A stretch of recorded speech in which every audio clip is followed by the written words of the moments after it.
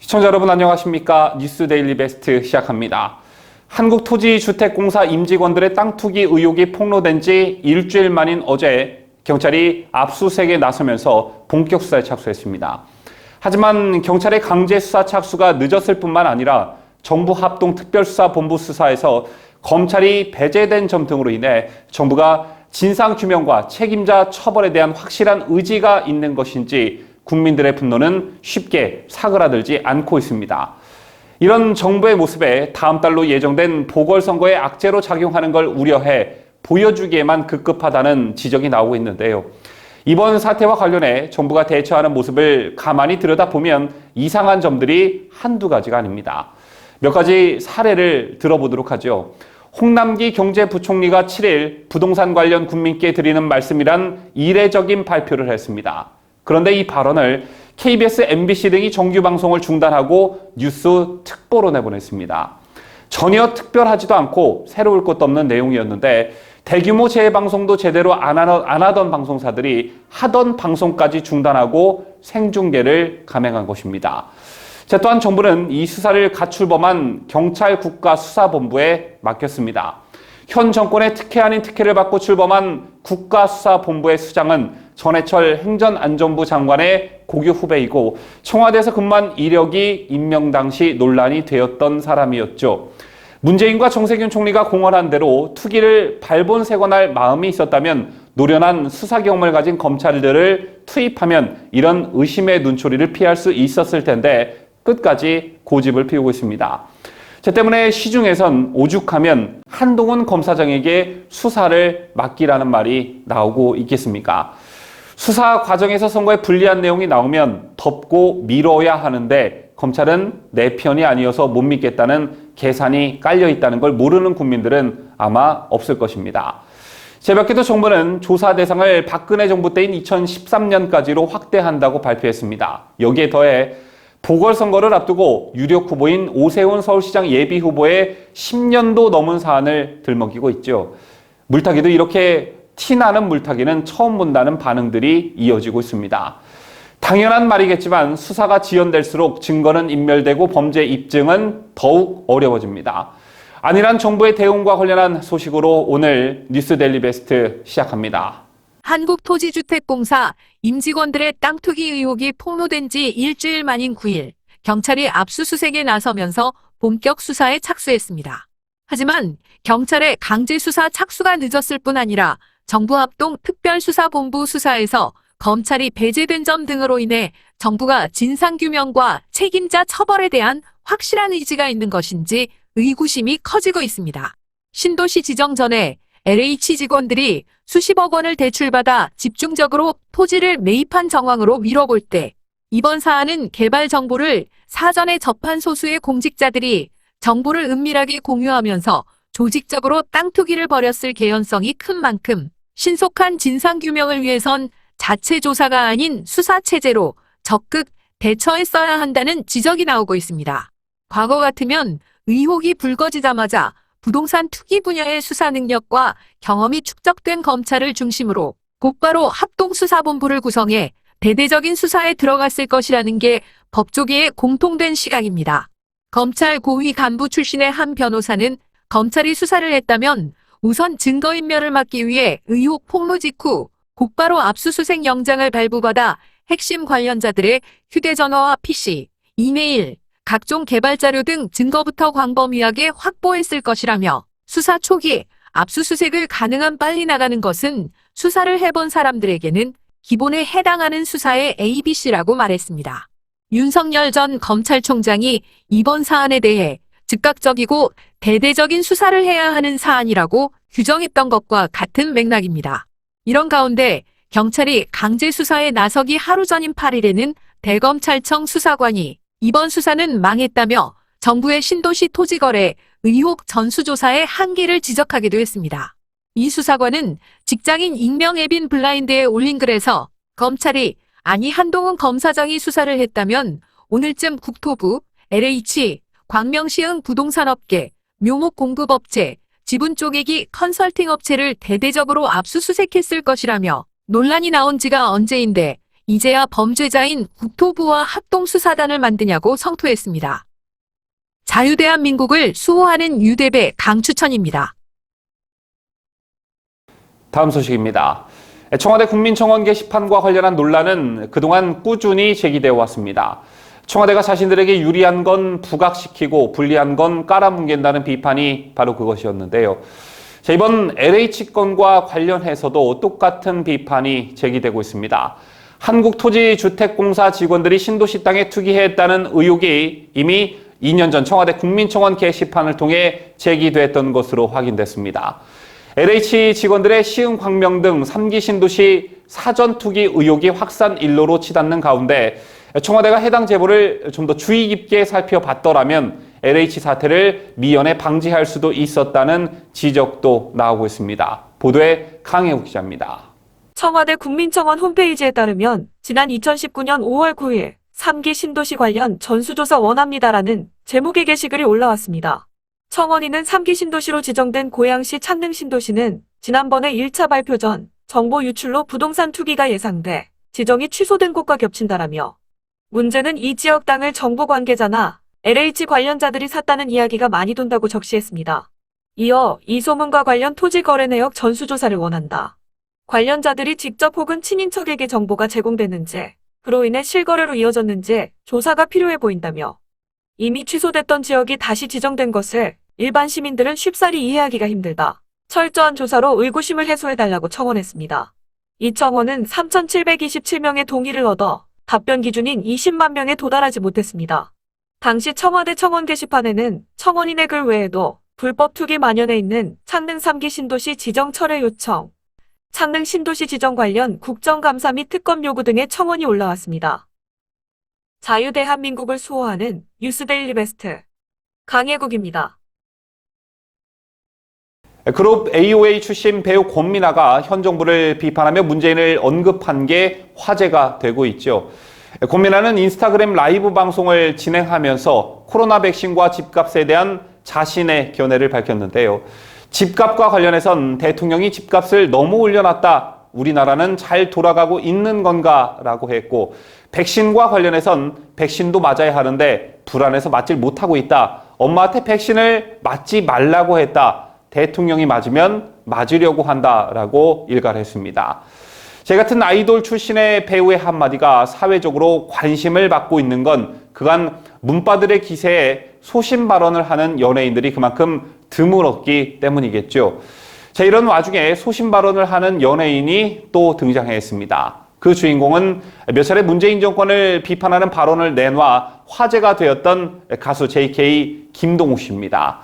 JK 김동욱 씨는 지난 5일 자신의 인스타그램 계정에 LH 로고와 함께 너희들에겐 부동산이 맛동산이었구나. 국민들이랑 맛동산 좀 나눠 먹지 그랬나 라는 글을 올렸습니다. 부동산을 과자 맛동산에 비유해 현 상황을 적나라하게 비판한 것인데요. JK 김동욱 씨의 현 정권에 대한 작심 발언은 이번이 처음이 아닙니다. 지난 2019년 조국 전 법무부 장관 일가의 입시 및 사모펀드 비리 의혹이 불거졌을 당시 조국아 이제 사과해라. 적당히 하자라는 글을 썼고 작년 초 코로나 확산과 마스크 대란 당시에는 국민이 있어야 나라가 있는 것이다. 우리 국민이 마스크가 없어 줄을 서는 상황인데 중국에 마스크를 수출했다라며 이 X 같은 경우가 어디 있는가라고 일갈했습니다. 또 지난해 9월 추미애 전 법무부 장관 아들의 군복무 특혜 의혹이 불거졌을 때도 추하다, 추해라고 쓰기도 해 화제를 모은 바 있습니다. 그래서 그랬던 것일까? JK 김동욱은 지난 1월 2011년부터 진행해온 UBC 울산방송 음악 프로그램 열린예술무대 뒤란 MBC 자리에서 전격 퇴출당했습니다. 퇴출 당시 평소 소셜미디어에 정부 비판적인 글을 올렸던 것이 하차의 빌미가 되었다는 지적이 여러 차례 나온 바 있습니다. 2019년 12월 유시민 노무현재단 이사장은 유튜브 채널 유시민의 알릴레오에서 어느 경로로 확인했는지 지금으로서는 일부러 밝히지는 않겠지만 노무현 재단의 주거래 은행 계좌를 검찰이 들여다본 사실이 확인됐다라고 말했습니다. 검찰이 계좌를 들여다본 의혹이 있다도 아니고 단정지어 확인했다라고 했죠. 자, 이렇게 운을 띄운 유시민은 지난해 7월에는 한 라디오 방송에 출연해 한동훈 검사가 있던 대검 반부패 강력부 쪽에서 노무현 재단 계좌를 봤을 가능성이 높다라고 판단했다. 이렇게 언급했었습니다. 저렇게 유시민에게 지목당한 한동훈 검사장은 발끈했고 법적 조치를 예고하자 유시민은 지난 1월 사실이 아닌 의혹 제기로 검찰이 저를 사찰했을 것이라는 의심을 불러일으킨 점에 대해 검찰의 모든 관계자께 정중히 사과드린다는 입장을 밝혔었죠. 하지만 이미 공개적으로 명예를 훼손당한 한동훈 검사는 법적 조치를 취할 생각이 전혀 없는 것 같습니다. 한동훈 검사장이 어제였던 9일 유시민 노무현 재단 이사장이 검찰의 재단 계좌 열람 의혹을 제기한 것과 관련해 유 이사장을 상대로 손해배상 소송을 제기했습니다. 소송액은 5억 원입니다. 한 검사장 측은 유 이사장 측이 한 검사장이 자기 뒷조사를 위해 대검찰청 반부패부에서 2019년 말 유시민 관련 계좌 추적을 했다는 취지로 약 1년 반에 걸쳐 악의적 가짜뉴스를 유포한 것에 대한 손해배상을 구하는 취지라고 설명했습니다. 자, 그러면서 유 이사장에 의해 한 검사장은 공적 권한을 사적인 보복을 위해 불법 사용한 공직자로 부당하게 낙인찍혔다며 유 이사장은 언론과 시민사회로부터 근거 제시 요구를 받은 후에야 허위 사실임을 인정했다고 덧붙였습니다. 마지막으로 한 검사장 측은 유 이사장이 장기간 구체적이고 확신에 찬 거짓말을 계속한 경위에 대해서 본인 스스로 밝혀야 한다라고 경고했습니다. 윤석열 검찰총장이 사퇴한 날 기대와 우려가 동시에 쏟아졌었죠. 기대는 앞으로의 정치 행보와 관련한 것이었고 우려는 외압의 바람막이가 되어야 할 검찰총장의 부재였습니다. 더군다나 현재 검찰은 문재인 정권과 관련한 비위 의혹 수사를 한창 진행 중에 있기 때문에 혹여나 수사의 차질이 빚어지지는 않을까라는 우려가 나올 수밖에 없었던 것입니다. 자, 그런데 이런 불길한 예감이 현실화되고 있는 것 같습니다. 월성원전 경제성 평가 조작 의혹을 수사하는 검찰이 구속영장 기각 후 한 달째 배군규 전 산업통상자원부 장관은 물론 청와대 윗선에 대한 추가 조사를 진행하지 못한 것으로 파악됐습니다. 외압을 막아주던 윤석열 전 검찰총장이 검찰을 떠나고 김명수 대법원장의 정치 편향성 논란이 불거진 상황에서 수사의 동력을 상실해 권력 수사가 묻힐 수 있다는 우려가 나오고 있습니다. 보도에 강추청 기자입니다. 월성 원전 의혹을 수사하는 대전지검 형사5부는 지난달 9일 백 전 장관에 대한 구속영장이 법원에서 기각된 이후 그에 대한 추가 조사를 한 달이 되도록 한 차례도 진행하지 못한 것으로 드러났습니다. 백 전 장관에 대한 서면 조사도 이루어지지 않은 것으로 확인됐는데요. 앞서 검찰은 직권남용권 이행사 방해 및 업무방해 혐의로 백 전 장관에 대한 사전 구속영장을 청구했습니다. 감사원의 감사보고서에 따르면 백 전 장관은 장관 재직 시절이던 2018년 4월에 월성 1호기의 한시적 가동이 필요하다는 보고를 받자 질책하고 즉시 가동 중단 결론으로 재검토하라고 지시했습니다. 그러나 대전지법은 영장 청구 닷새 후인 9일 직권을 남용해 한국수력원자력 및 그 관계자들에게 의무 없는 일을 시키고 월성 1호기 업무를 방해했다는 범죄 혐의에 대한 소명이 충분치 않다고 영장을 기각했습니다. 검찰이 백 전 장관에 대한 추가 조사를 진행하지 못하면서 청와대 등 윗선에 대한 수사도 난항을 겪을 것으로 보여집니다. 백 전 장관은 당시 산업부의 최고 의사결정권자로 청와대 압력 여부를 입증할 핵심 인물로 꼽혔습니다. 검찰의 백 전 장관 영장 청구 때만 해도 수사가 곧 최이봉 전 대통령 산업정책비서관 등 청와대 관계자들을 향할 것이란 전망이 나왔지만 윤 전 총장 부재 속 사법부 수장인 김 대법원장의 편향성 논란이 불거지고 있어 상황은 녹록지 않아 보입니다. 자유대한민국을 수호하는 유대배 강추천입니다. 북한 김정은 정권을 의식해 북한 주민의 인권을 방치해온 문재인 정권에 대한 국제사회의 우려는 어제 오늘 일이 아닙니다. 2019년 귀순 의사를 밝힌 탈북어민 2명을 흉악범이라며 강제 북송했고 김여정 노동당 부부장의 한마디에 국회는 대북전단 금지법까지 만들었었죠. 인류의 보편적 가치인 인권과 자유를 무시해온 문재인 정권은 급기야 지난달 유엔 인권이사회 기조연설에 정의용 외교부 장관 대신 2차관이 참석해 북한 인권 문제에 미온적으로 대응했다는 논란을 자초했습니다. 자, 반면 우리의 최대 동맹국인 미국은 토니 블링컨 국무장관이 3년 만에 유엔 인권이사회에 복귀해 북한 인권 결의에 대한 지지를 촉구했습니다. 자, 올 1월 출범한 조 바이든 행정부가 지향하는 대북 정책의 기조와 방향을 국제사회에 각인시킨 겁니다. 최근 와중에 미국을 비롯한 서방 자유진영을 중심으로 거센 비판을 받고 있는 대북전단 금지법과 관련해 통일부가 일종의 해석 지침을 추가로 내놨습니다. 전단살포의 적용 범위를 우리나라로 한정할 것인지 제3국으로 확대할 것인지에 대한 기준을 명확히 한 것인데요. 관련 소식 김자유 기자가 보도합니다. 대북 전단금지법 제4조 제6호는 금지하는 살포 행위에 대해 단순히 제3국을 거치는 전단 등의 이동을 포함한다고 명시하고 있습니다. 이 부분을 놓고 일각에서는 대북 전단금지법이 중국 등 제3국에서 북한으로 전단 등 물품을 전달하는 행위까지 처벌 대상으로 삼을 것이란 지적이 나왔습니다. 이와 관련해 국제사회의 비판이 잇따르자 통일부가 해석 지침을 내놨습니다. 통일부는 해석 지침에서 제3국에서 전단 등을 살포하는 행위는 이 법의 적용 대상이 아니다라는 점을 분명히 했습니다. 또 법이 금지하는 살포의 개념에 대해서는 군사분계선을 기준으로 남한에서 북한으로의 배부나 이동을 말한다고 밝혔습니다.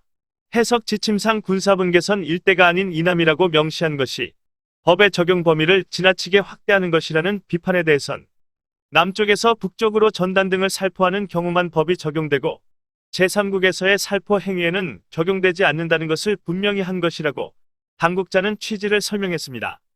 또한 이 당국자는 이번 해석 지침 발령으로 개정안이 제3국에서의 행위에는 일절 적용되지 않는다는 점이 분명해졌다고 판단한다며 제3국 적용 범위를 둘러싼 일부 우려가 완전히 해소되기를 기대한다고 말했습니다. 이 같은 통일부의 뒤늦은 해석 지침 발령을 두고 미국을 비롯한 서방 국가들이 청문회까지 개최하며 한국을 압박할 태세를 보이자 바짝 쫀 것이 아니냐는 분석이 나오고 있습니다. 자유대한민국을 수호하는 뉴스데일리 베스트 김자유입니다. 지금으로부터 꼭 4년 전인 2017년 3월 10일 지하철 3호선 안국역에서 멀지 않은 곳에 위치한 헌법재판소는 이날 박근혜 대통령에 대해 탄핵 선고를 내렸습니다. 선고를 전후로 열린 애국시민들의 대규모 집회에서 5명이 숨지는 참사가 벌어졌죠. 그것도 대낮에 세계 10대 도시 서울 한복판에서 집회 도중 5명이 목숨을 잃은 어처구니가 없는 참사가 발생한 것입니다. 5인의 애국 열사 중 한 분은 당시 경찰버스 위에 떨어진 스피커에 맞아 우측 두개골이 함몰돼 즉사했고 나머지 4분의 사인은 심정지라고 알려졌을 뿐 이분들의 심장이 왜 갑자기 정지됐는지는 명확하게 규명된 바가 없습니다. 그 이후 거대 인파가 시위를 벌였는데도 응급 상황에 대비한 소방 인력과 구급 차량 배치가 미미했다며 수차례 진상 규명을 촉구하는 목소리들이 꾸준히 이어졌지만 서울시와 경찰은 명확한 답을 내놓지 않고 있습니다. 이런 가운데 우리공화당이 헌법재판소가 박근혜 대통령 불법 탄핵을 판결한 2017년 3월 10일의 만행을 규탄하고 불법 탄핵 무효를 위한 소규모 집회를 오늘 서울 사대문 인근에서 개최합니다. 우리공화당 조원진 대표는 당 최고위원회에서 2017년 3월 10일 헌법재판소의 불법 탄핵은 실체법적, 절차법적으로 명백한 위법인 불법 탄핵이라면서 대한민국을 망가뜨린 4년 전 헌법재판소의 불법 만행을 규탄하고 불법 탄핵이 무효임을 밝히는 집중투쟁을 서울 사대문 인근에서 10여 개 집회로 나눠서 개최한다고 밝혔습니다. 이어 조원진 대표는 2017년 3월 10일은 경찰의 포갑적이고 강압적인 진압과 안일한 응급대처로 5분의 애국 국민이 희생되신 날이라면서 공권력에 의한 억울한 죽음은 자와 우가 없듯이 살아남은 우리가 반드시 진상규명을 하고 책임자를 처벌하겠다라고 말했습니다.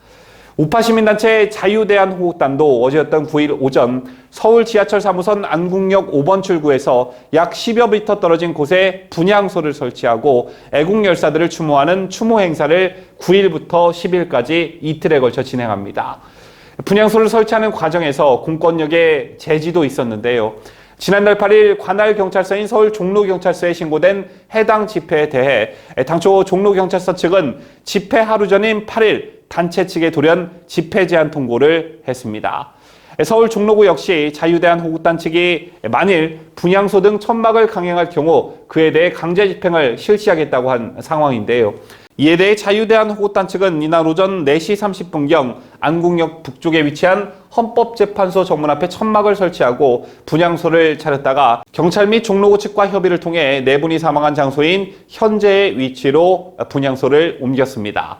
분향소 운영과 관련해 자유대한호국단 측은 체온을 측정하고 명부를 작성하는 등 코로나19 방역 지침을 철저히 준수하겠다고 밝혔습니다.